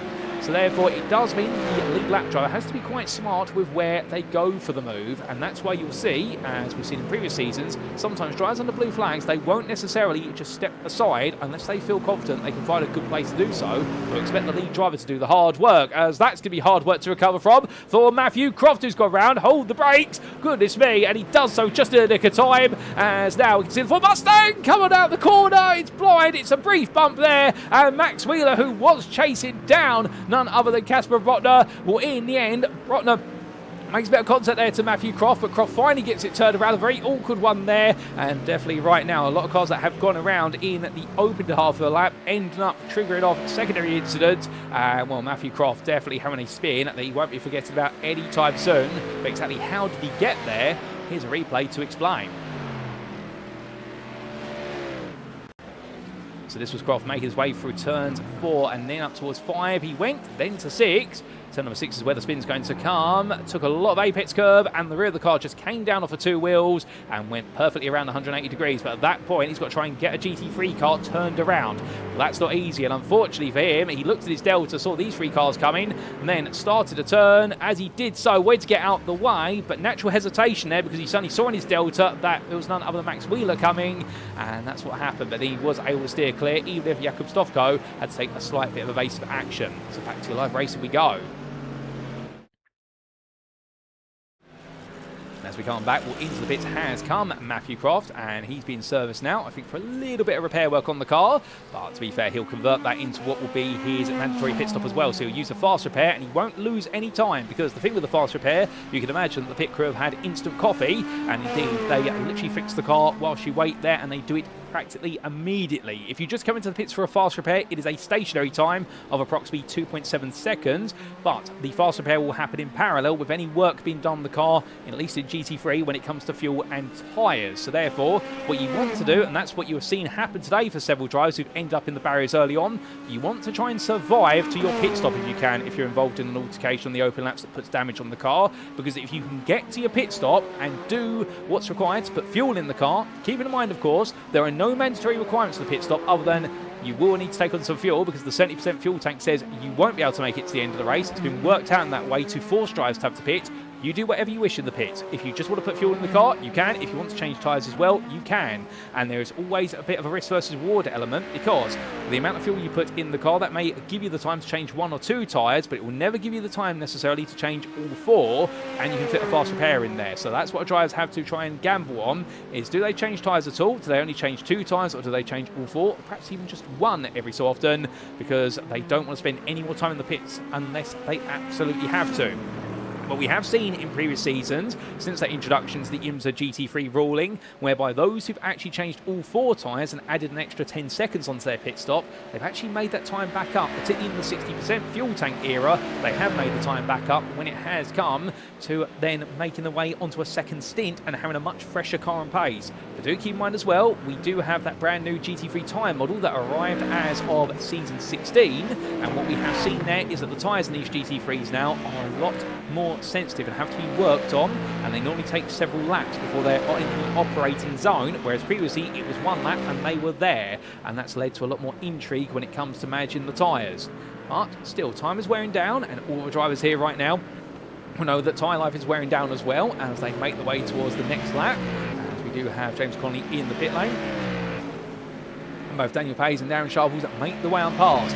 They hop their way on through. What's happening up the top of the field? Hayden Miller, your leader, well, he's now 6.1 seconds ahead of Harvey Wheeler. They've both yet to come into the pits. Neither driver wanting to at the moment. And, well, understandably, I think they're just waiting to see how far they can physically go in this. But from them all the way down towards what will be 3rd place, it's a long 20 seconds. And here is Casper Brotner. That's the length of the run from the hairpin to the start of the back straight, i.e. coming out to turn number 7. That's the gap that Miller and Wheeler have been carving. And Casper Brotner, meanwhile, well, he's managed to find his way past his 2 teammates, who you can see they're just underneath the camera angle. And there's Max Wheeler right now. Wheeler has a bit of a growing problem coming up behind, and that is the worry and woe of Jakub Stofko catching up to him. And here is a Mirka driver, the Mirka BMW Group M Academy machine. Will be running a Ford Mustang, intriguingly. I wonder if he's going to have to update his team name there, albeit that's a slight joke. I do believe there's a reason that he'll have that team name there. I do believe it's Mirka's association with the German manufacturer. But Stofko makes his way through turn 13 in towards 14. The Canadian driver right now doing a brilliant job here of really coming through the field, and I get the feeling within the next 2 to 3 laps he will be attacking Wheeler, because his lap delta to Wheeler last time around, it was a second he was faster. This time around, 1.2 seconds faster. Stofko is flying here, and I don't think his intention was necessarily to do a last to first challenge, but if we had more time, something tells me he might have been able to consider it. But he's definitely got a shot at a podium here today in the elite class, given how quick he's going. It's just whether he can maintain this pace and also the Mustang can stay with him, because it is one of those cars, as we said earlier, very heavy on its tyres and front brakes, and also quite aggressive on its fuel consumption, as any first V8 would be. But Stofko right now does seem to be taming the American horse much better than anybody else out there, as he roars his way, and you can see visually how in a lap the gap has already come down. Not even a lap, half a lap. The fact that 2 seconds has come down to 1.3 seconds, they're so much closer now as they head onto the brakes. Stofko really just breathing down the neck of Max Wheeler, and well, one would have to wonder whether Three-Wheeler Racing with Phoenix are going to call Wheeler in, or whether they'll say to him, you need to hold him off before your pit stop. As Stofko there goes a bit deep at turn number 12. Well, he's pushing and then some. That's caused the gap to reopen to 2.4 seconds. One small mistake and a whole second has been lost, but Stofko could have almost put it in the barrier there. So he's pushing, but remember what he said moments ago about tyre life and pushing the car. There's the proof in the pudding, the fact that Stofko may now be starting to hit the limit of what the car's capable of doing. Of course, one thing also, the fact that as he gets within 2 seconds of the car in front, these GT3 machines, they have quite a large amount of aero devices on them, particularly that large rear wing, but also what is the canard pieces around the front, and also towards the rear, what is the wheel arches. They have been aerodynamically refined for performance. You'll know these are road cars converted into race cars. The ratio or percentage is about 20% road car and 80% race car, compared to the GT4 equivalent, which is the opposite way around, which an old friend of mine's always taught me. But right now, Stofko are really attacking and finding out as he got within that dirty air zone off of the back of Max Wheeler, that suddenly the front end of that Mustang becomes much heavier on entry than before. That's what we call understeer. As he now makes his way through turn at number 8, well, he'll be looking to catch up as quickly as he can, as Wheeler, meanwhile, well, he has the traffic of the old dudes in cars pair of Darren Sharp and Daniel Payes to deal with, albeit those two have pitted. Wheeler has not, so therefore they're all out of sequence here. Although you would say that the two drivers in front of him have been considerably slower over the race distance, naturally as they're pro and inter drivers. But right now, Wheeler can't use them getting out the way, as that's going to be very bold there. Sharp was at the end all in with his teammate Daniel Payes. And, well, the two teammates there definitely showing no love for a brief moment. I think they're having a bit of fun out there, but that fun almost turned to tears very quickly into the hairpin. And Payes takes the place back there. And I think Sharp was saying to him, look, I may have messed up on that one. There's a lunge, and then they're sending it from that far away. And I don't think even that many first-class stamps would work in towards that hairpin. But behind them, now that's going to have Jakob Stofko wondering the question, is this the right time to be catching up to these two, because they're getting a little bit feisty, and the Canadian driver here will be hoping he could clear the first one of them onto the back stretch. He glides his way out the corner. A lot of oversteer there coming out of turn number 6 of Stofko, but the exit of turn number 7, my good lord, that is planted. And he builds up the speed here as he makes his way onwards, heading upwards to 130 miles an hour already. By the time he gets to the kink, he's going to be hitting 150. Well, through that right end he goes, has the back of the throttle there. There's no way he can go full throttle with that much dirty air off the front end. Immediately he goes right to brake in here. Can he lean it off on the brakes? He's going to push it. He's going to really push the margins in towards the corner. And in the end, well, Payes does find that Sharples is no longer going to be the man he sees in his rearview mirror, is he? Because they're still too wide as they come through turn number 11 into 12. And right now, Sharples is not going to back off of this, even though he's having a lap put on him. I don't think he's too pleased with the way Stofko's really lent into this. And Stofko almost onto the grass there coming out of turn number 13. Oh, my good lord, that's some entertainment, I can tell you that. But my lord, did Jakob Stofko there go all in for it. And, well, it's very clear what he wants to do. He wants to maintain his pace, and he wants to make sure he beats Max Wheeler by the time he has to come into the pit lane. The only problem is the drivers in front of him, well, they are naturally going to consume a bit of his time, and as he heads in towards turn number 4, you can see right now that Darren Sharples isn't done with this. He's really trying to get into Stofko's head, but you would understand why as well for the old dudes in cars driver, because there's a bigger implication here, which is that Casper Brotner has pitted, and right now they do not want Stofko trying to beat their driver. So therefore, any time that Sharples can potentially bleed off of Stofko, he'll try to do so, albeit as fairly as he can, albeit at this point, if he does start to fight with him, it is now started to tread the bounds potentially of what's fair versus what is breaking breaking the blue flags rule, but also I do wonder whether Stofko has given that place back because of how aggressive he was to take it in the first place. Well, Stofko has given up a lot of time there. In fact, an incredible amount of time, to the point I wonder if he's got a problem with the car, because that is going very slowly. In fact, that falls off the curb. There's a problem with Stofko's car. Has he run out of fuel potentially? Has he pushed it too far? Harvey Wheeler's into the pit lane. Hayden Miller has stayed out, but we come back to Stofko here, and that car is crawling on around here. We haven't got anything to suggest otherwise, other than there's a problem, and Stofko's into the pit.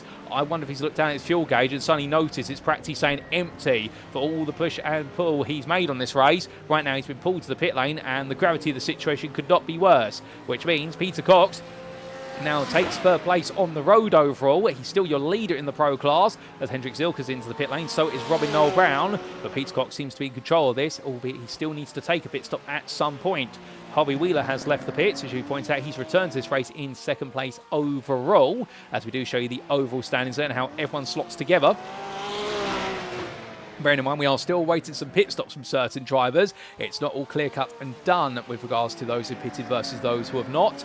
But we are still expecting what is Hayden Miller, Peter Cox, Robin Pownyer, and also Steve Hobbs to pits. That is your first. Also, they're your third, fourth, and sixth place drivers on the overall timing table to make their way into the pit lane. But when will they do so? Surely they can't have the fuel tank go too much longer if we are suddenly seeing dives to the pits for some drivers, and some even run out of fuel. But Stofko has made his pit stop. He's also had some work done to the car, and now he's made his way back out as I look out my quad booth window. So we'll see where he fits back in and who he's going to go hunting after next, as he has got behind him, I believe that is your race leader of Hayden Miller. It is a short circuit, to be fair, at this Adelaide circuit. Only 2.01 miles and a lap time average of 1 minute 17, the low 1 minute 17 for your fastest drivers, as Hayden Miller makes his way ahead. Understandably, right now, you would imagine that some drivers are effectively going to go a lap down as a result of pit stop, only then to get the lap back when the leaders do come in. So this will be a bit weird for Jakob Stofko, because he's going to be right behind the leader, but he might also use this as an opportunity to potentially just learn where he can gain a little bit more time,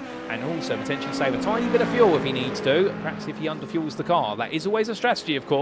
If you're expected to be battling later in the race, you underfuel intentionally to get you into that battle, then you fuel save as part of the battle, and then go on the attack on the last couple of laps.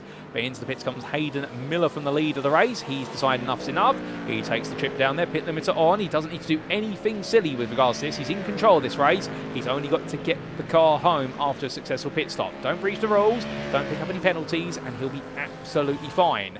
As Harvey Wheeler right now still makes his way around through turns 10, 11 and 12. And again, he finds himself in the old dudes in cars sandwich here. I think right now, that sandwich, he's definitely getting very comfortable with it, but he won't be too comfortable with it when he sees that Hayden Miller is going to come out quite a way ahead of him. In fact, Miller's already back out on circuit, I can tell you. He's already gone out the pits. There he is. And the Phoenix Racing Blue driver is now the best part, I believe, about 10 seconds up the road. And it was a very quick pit stop as well. Only 11.6 seconds stationary to Wheeler's 15.2. I think Miller might have just put fuel in the car and not decided to change any tyres. Meanwhile, Harvey Wheeler may have gone for 2 tyre change, as well as some fuel to go in the car. And, well, you would naturally expect then the BMW M4 driver will catch up towards the end of the race. But when there is a gap of 10 seconds between the two of them, is it 10 seconds worth of time he can gain over 15 minutes in the final lap? That's the question. Now we need the answer, but we've got to wait for it in this exam, as Wheeler makes his way onto the back stretch in the company of Daniel Pace in front of him and Darren Sharples behind. As he powers his way down the back straight, we look down to the time tower and notice all the drivers we have lost in this race over time. Indeed, we had 25 starters, but we're down to 16 runners, and along the way we have lost the likes of Henrik Strand and also William Arneson, both the drivers from the beta team. It all went a bit wrong in the early stages for both of them after both drivers put themselves on the front 2 rows, including our pole sitter of Strand, overall and an elite. We also lost Martin Kenyon on the opening lap due to some technical difficulties with the car. Adam Hedgecock we lost midway through the race due to an incident, albeit we didn't quite catch that incident on camera. We also lost Richard Simnor after what was a dismal start to the race was compounded. He had that incident with Robin Noel Brown firstly through turn number 8, where the two decided to go too wide and made a very light touch between the two of them. But at the speeds they were travelling at, a light touch is the equivalent to a disaster, and then subsequently Simnor got it wrong in towards turn number 6, and well, after reversing into the barrier, the car would not go any further. We also had difficulties with Javi Sierra, who retired on lap number 19. believe that is everybody who we've lost from this race, before we then talk about Andrew Montine, Matthew Croft and James Connolly, who have more recently retired from this race, and I believe the teams have decided to pack up the cars early. They've done enough testing and got enough data for the day. Keep in mind, this pre-season event carries no points with it. It is all about just getting the experience in the car. Any more data that you need to know whether you're running the right car for the season or not. But some drivers, of course, do put slight bragging rights on this. Peter Cox, I think, will definitely be looking to do that in the UK SimRacing Herbert machine. As behind him is Jakub Stofko. He's flying up behind him. And right now, the Miracart BMW Group M Academy driver, well, he may have had difficulties coming into the pits, and we don't know exactly what happened to him when he made his way into the pit lane, and the fact he lost so much time. But what we can tell you is it has not dampened his enthusiasm whatsoever, as the man right now is absolutely glistening with pace, as the number 217 Mustang is roaring once again. Had a relatively long stop. I believe there's been a tyre change on one side of the car. It'll be the left-hand side that they'll change the tyres, if they're going to change two. You never want to change what will be the tyres of what is one axle, just because that will completely unbalance the grip levels of the car. You always change a side of the car to improve the grip on the corners where the tyres are worn most, of which here at Adelaide, because this is a circuit which, if my memory serves me correctly, runs the best part. As in fact, I'm going to double check my notes here to make sure that I don't make a complete idiot of myself. This is one of those circuits which does run clockwise. Indeed, most circuits in the world run clockwise, as that's not like clockwork there for Stofko to try and look for a move on Peter Cox. Well, this clockwise circuit means it's got more right-handers than left-handers, and therefore the left-hand tyres will take the greatest amount of wear. Stofko here right now, he's definitely not worn down at all. The enthusiasm with which he attacks these corners is absolutely eye-watering, but the problem is he has got a Porsche in front of us. He again on the brakes. The concertina effect is one thing, but Stofko right now, well, he's making the Mustang's brakes look as good as the Porsche there, and that's not me praising him highly. That is just a matter of fact. The way he leans on that ABS through trail braking, he is actually holding nothing back here, as no elite driver should, to be fair. And as he roars his way onto the back stretch, a little bit of a ham sandwich moment there coming out to turn number 7 means that actually he's going to lose out to Cox, and the gap is going to open up. A bit further back, Robin Pownier in the Mercedes, your leader in the Interclass. He's looking for a potential move here on Hendrik Zilka as they come down towards turn number 9. Long run and 5 seconds between them and Robin Noel Brown. But Pownier looks to the inside then, and Zilka's not going to fight this too hard. He knows that it's not a battle in class, so is there any value in doing so? And I think he just wants to get a little bit more of an experience now of running in the dirty air of another car, particularly a car that's quite similar in terms of its aero model, but also in terms of its natural pace around this circuit. Pownier definitely having gone towards the longer end of the opening stint. It's worked out nicely for him, and he's made sure to give himself plenty of safety and space to the rest of the Inter-field, of which your second place Inter driver is Daniel Pays. We do still have a few Inter drivers out there, including none other than Alexander Wingmark. We haven't really talked about too much. Here he is.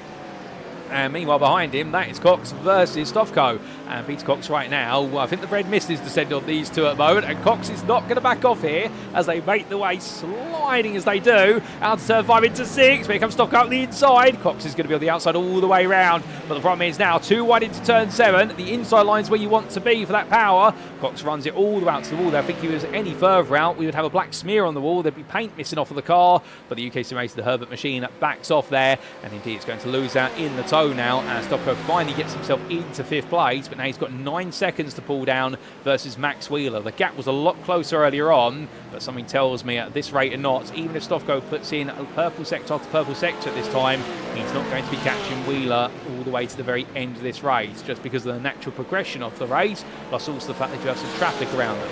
Speaking of which, we were going to talk about this man, the Beta Frost driver Alexander Wingmark, and well, after what was some very exciting opening laps for him, not necessarily for good reasons, the number 2 driver right now, well, he's actually trying to keep it all together here as he steps aside for your lead lap runners there, and Stofko and Cox pass him. But Wingmark, to be fair, using this time well, and I think ever since what's happened at the start, he's actually had a relatively clean race, and that's why he's been able to keep it clear of barriers. And hopefully I haven't just put the commentator's curse on him, because normally when I say somebody's had a good race after something's happened, next thing we know they're in the barrier for some reason. I don't know why it happens, ladies and gentlemen, but the commentator's curse is very much real, whether it be in real life motorsport or sim racing, as I've found out over time, and I'm sure many of you will agree.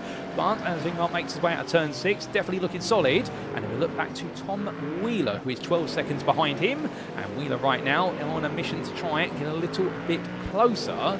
But one of the big stars in the Interclass, albeit he's not leading the way, he is 6 laps down, is none other than Gilles Leckie, the Canadian driver here, the privateer in the Ford Mustang. Despite the fact he's several laps down, he's still out there, he's still putting in the time, and that's what we love to see here at the UKSimRacing GT3 Championship and at SimRacing International, for the simple reason that it's not about how you start a race, it's about how you finish. You should try to finish every race you're in, even if you are several laps down, just for the simple reason there's always some points to be had, and he's demonstrating that right now as he makes one around. Albeit there's no actual championship points today, but he'll be picking up some brownie points and also some informational points with regards to how the car handles. Through turn number 13 in towards 14, and we'll look forward to seeing what he'll be able to do next week at the Sachsenring in Germany, and indeed many of our drivers there will be looking to impress, no doubt about it. But right now the Canadian driver heading onwards, and we're looking towards the very end of the race distance. But as he puts another lap on the board, he is going to be seeing that the leaders are going 1 lap ahead of him already, because here is Hayden Miller, and Miller right now still controlling the lead of this race, albeit his previous couple of laps have been significantly slower than that of Harvey Wheeler. That might be the tyre degradation that we suspect is going in the favour of Wheeler, because we believe that Miller opted not to change tyres in the pit lane, whereas Wheeler has changed at least 2. Right now for Hayden Miller, all he's got to do is make sure not to put it into the wall, and with 7 minutes or so to go as he goes very deep there at turn number 5. Goodness me, Hayden, don't do this to me. And indeed, as he makes one out there, well, a small mistake, but hopefully not a sign of things to come. And also what's quite noticeable at the street circuit is the pickup of dust on the circuit, which does happen over time. Well, I think for Hayden Miller at this point, he won't want to slide loose. He won't want to make any mistakes at this point. He'll just want to get things home. As we see Harvey Wheeler, I think he's taking a bit of inspiration here, seeing that gap's coming down. In fact, on this lap, he's already gained another 1.5 seconds as a result of Miller's mistake at turn number 5. So Wheeler could yet potentially have a shot at this. However, he's got to be absolutely faultless at this point and maintain the pace. Hayden Miller, meanwhile, well, I can tell you one thing. If there was a driver synonymous with being in leading positions and then things normally go wrong outside his control, at least in my experience of watching him race, Hayden Miller is definitely that driver. Many of you will remember from the America's GT Challenge Championship that Miller was in multiple situations the leader of the race, or on course to win the race in the GT class. Only things to go wrong, normally outside of his hands, particularly the infamous incident at Road America, out of turns 1 into 2, where he just happened to be in the right place at the wrong time and ended up seeing his lead completely shredded. And also a tiny error at Canadian Tire Motorsport Park earlier on in that season saw what could have been his first win and what could have really changed the balance of that championship just fall out of his hands and instead go into the hands of others because of a small mistake which offset all the time he'd made up with an incredible fuel saving strategy. But that's why these 60-minute races, they are an endurance race for the purposes of their length rather than a sprint. You need to be consistent over time. You can be the quickest driver out there, no doubt about it, but if you can't keep it together over 60 minutes, then all that pace may be for naught. Meanwhile, we come back to the old dudes in cars pair of Pays and Sharples. They're still together, hunting 11th overall here as they make them onwards, and we look to the class standings for a moment, and you see here this is your 2nd place Inter driver behind your 5th place Pro driver, and you're going to see plenty of intermingling between the classes when we do get to the grid in a week's time, albeit of course we may see some class revisions between now and then based on this event, plus also what data we're able to gather in the build up to our season opener. But that's why we reserve the right at SimRacing International in this championship and in any of our championships to make adjustments to the classes for the first couple of rounds, just to make sure that those who perhaps been graded incorrectly or found themselves on the what is the fence between 2 classes, they do end up falling into the right class for the whole season. There's never a perfect system, to be fair, but that's why we have these championships going for season after season, because eventually what you'll see is those veteran drivers who keep on coming back, they very quickly find themselves in the correct class and they push higher, and new faces meanwhile have to get themselves established in the known order. But that's what makes these championships so exciting year in, year out and season to season, and indeed this pre-season test event has had its own excitement, no doubt about that. As Pays and Sharples stay together at this point in time, we look to Robin Pownier here, who right now, as the sun starts to set a little bit, definitely picking up a lot of lens flare off the car there. And well, the Sim Coach driver leading the Interclass very happily, and with an advantage now of almost 40 seconds. I think at this point he'll feel as though the job is done today, and now he's only just got to repeat this with an even bigger class field as of next time out. And well, he might be on to a championship campaign that's got a lot of momentum. But the Mercedes driver right now looking very composed. Indeed, an interesting change of machinery. And as he makes his way through in towards what will be turn number 6. Definitely seems to be a machine that's favouring him at the moment. But to be fair, there's one thing about Panna that can be said, is that he knows his cars very well. He is one of those drivers who pays a lot of attention to detail, and therefore he definitely does get to grips with the machine. He may not be the fastest out there, but he has got the potential to be quicker and quicker, and that's why he's part of the Sim Coach team, because they've seen the talent within him, and week after week and year after year, that talent continues to shine high. From him, we look back to your overall leader of Hayden Miller, who right now the Phoenix Racing Blue driver, and credit where it's due to him, to be fair, in a commanding position, and where he's earned the right to be, and that command right now is definitely staying firmly in his favour. He is still losing about 7 to 8 tenths a lap to Harvey Wheeler, who you can now see in the rear of the camera shot as our cameraman focuses on him. The three-wheeler racing by Phoenix driver is catching quickly, but the reason he was catching faster was because of the mistakes that Miller was making. I think Miller's realised from those mistakes just how much tyre and brake life he's got left here at Adelaide, and therefore he's now reeled it back. And that's one of the things as well that drivers have to get used to at every circuit, is exactly how much life you have after a certain point, because there are thresholds in the car's performance.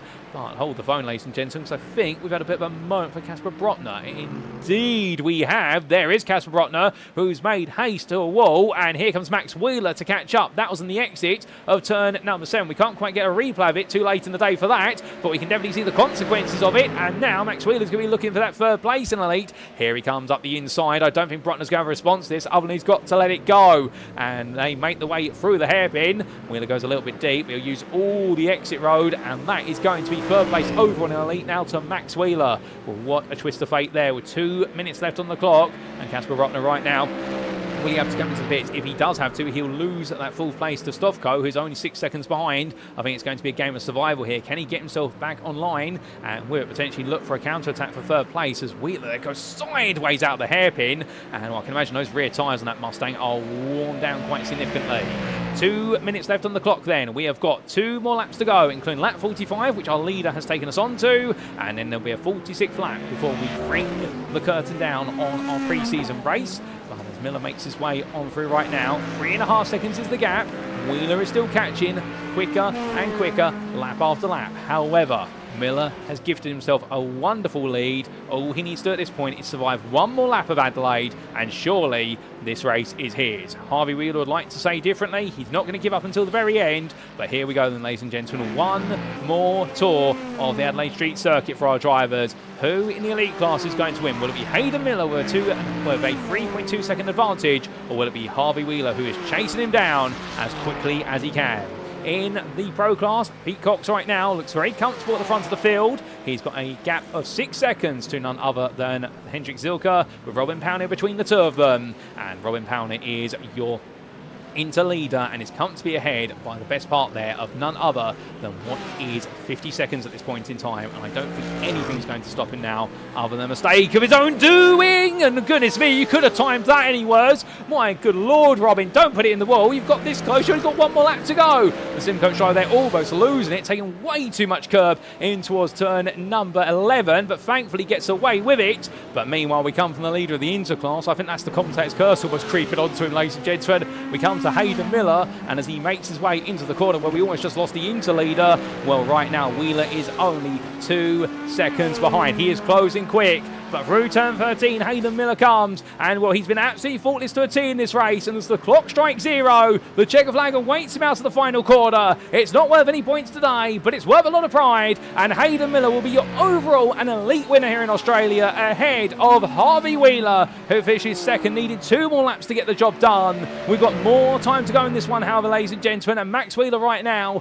he's still holding on to third place with Casper Brotner close behind, but the 3WR by Phoenix driver here knows he doesn't need to be making himself any more pressure than he already is. All he's got to do is keep it out of the wall here, because there's only one corner where an overtake is possible. It's the hairpin, and right now Casper Brotner doesn't quite have it in the car to essentially look for a move, surely. So as they make the way up towards turn 14, Wheeler's got the advantage, and Brotner's not going to lunge from that far back, so they exit the final quarter. Is there enough fuel in both cars? Yes, there is, and for Max Wheeler, it is going to be the final spot on the elite and overall podium, ahead of Casper Brotner, who finishes 4th behind, knowing that a third was possible today. today. And it'll be Jakub Stofko who came all the way from 22nd to 5th in an absolutely Herculean charge. But Peter Cox, meanwhile, on his return to the grid, takes the pro win for UKSimRacing Herbert ahead of your Inter winner of Robin Paunier, who survives the finish line in the end on the SimCoach Mercedes, ahead of Hendrik Zilke and Robin Noel Brown, who complete your pro podium. And with that, ladies and gentlemen, that concludes our racing for the most part. We've still got a few drives to finish with Alexander Wingmark coming on home, and well done to him. In fact, that's third place in the interclass. He's very happy with that for Beta Frost. And then it'll be Tom Wheeler coming across the line, ruining what could have been if it weren't for some early mistakes in the 3WR by Phoenix Machine. And then we do have Rob Windsor, your last lead lap finisher. And, well, I think that's how he feels about the car there as he elbows it into the barrier, nose in. But as he does so, well, with that, ladies and gentlemen, our drivers cool on down, and let's take a look at those race results subject to any steward's inquiries. So after a brilliant, what was 60 minutes of racing here in our pre-season test event at the Adelaide Street Circuit for Season 17 of the SimRacing International UKSimRacing Sunday GT3 Championship on iRacing, Hayden Miller was your winner overall and elite in the end for Phoenix Racing Blue by 2 seconds over Harvey Wheeler. The three-wheeler racing team by Phoenix round off the podium, second and third overall in elite, with Harvey Wheeler ahead of Max Wheeler. What a great effort from them, and Max Wheeler surviving in the end after passing Casper Brotner, who made a mistake out of turn 7, but then didn't quite let him go.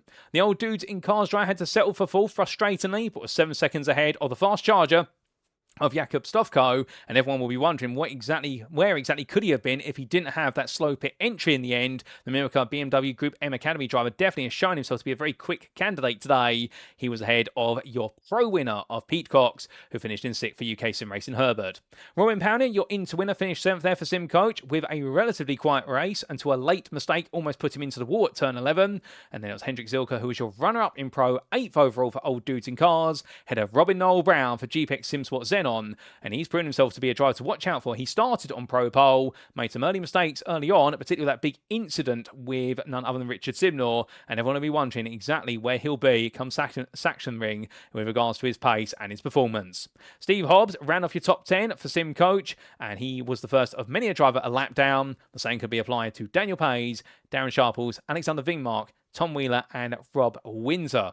However, focusing on both Daniel Pays, who was 11th, and Alexander Wingmark for Beta Frost, who was 13th. Those two drivers there rounding off your into podium, and that's where we're going to leave it regards to the overall rundown of drivers. Just taking a quick look down the order there. As you can see, we did have 25 starters, but plenty of retirees, extended all the way from James Connolly in 17th through to William Arneson in 25th. But what matters most is, of course, the class finishing positions, because that's where the points will be made at the end of the day. And starting with the elite class, Hayden Miller then, your winner by 2 seconds over Harvey Wheeler and Max Wheeler completing the elite podium. Casper Brotner missed the podium, but he definitely take the confidence from today, as will Jakub Stofko, and they were your top 5 finishers and your only finishers of the elite class. It was early retirement for Javi Sierra with a technical issue with the car, which saw him have to come into the pits with the BMW, and it was Richard Simon on the DCW Racing Ford Mustang that found its way to the wall after trying to get it turned around, and it wasn't to be today for the defending champion. Meanwhile, Beta Frost, Henrik Strand and William Arneson both impressed in qualifying in the early stage of the race, but early mistakes for the pair of them put them out of the race, and we look forward to seeing what they'll be able to deliver in a week's time in the season opener. As for the pro class, it was a story today of Pete Cox, who was able to make sure he stayed one step ahead of the field, but the UKSimRacing Herbert driver was kept honest by both Old Dudes in Cars as Hendrik Zilke and Robin Noel Brown, with the GPEX SimSport Xenon driver only 6 tenths behind the runner-up come the finish line. It was a lap down to Steve Hobbs, the SimCoach, as it was for Old Dudes in Cars Darren Sharples, and Rob Windsor missed out on the top 5, a lap down in 6th place.